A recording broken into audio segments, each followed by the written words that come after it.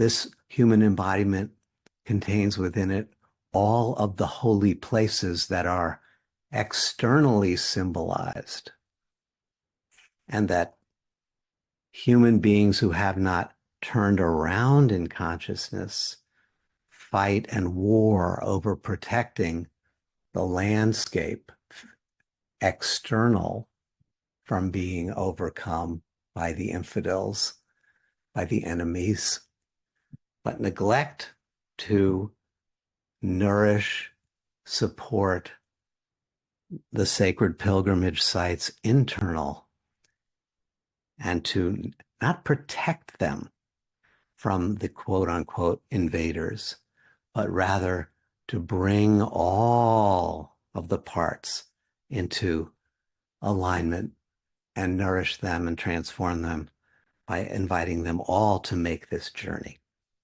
through the inner pilgrimage. So the human embodiment, with its complex physical nervous system that at this time in history is being studied so carefully, and with its subtle and super subtle body structures, the yogis, and I'm repeating myself, realized it provides the scaffolding whereby the meditator can facilitate moving through the levels of awakening. And around the world, in different cultures, this idea of the scaffolding is repeated in the teachings of the mystics, in the teachings of the healers.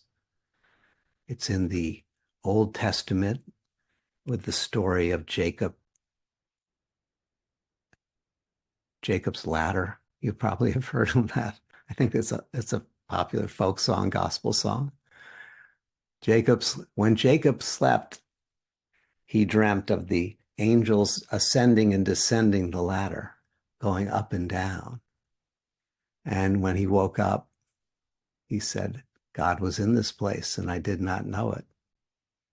That is our situation in a nutshell. But through that, so there's Jacob's ladder. The Bushmen, healers of Namibia, a friend of ours trained with them, and they speak of the ropes, the cords, the threads to God and the gods and the ancestors. In their teaching, we must learn to climb the rope up to the place where we can communicate with ancestors, deities, and such, and then come back down with that healing message. There's a story in the New Testament where Jesus is talking to someone who has recognized him as not just Jesus, but as an incarnation of Christ consciousness. And he says, I say to you, you shall see heaven open and the angels of God ascending and descending.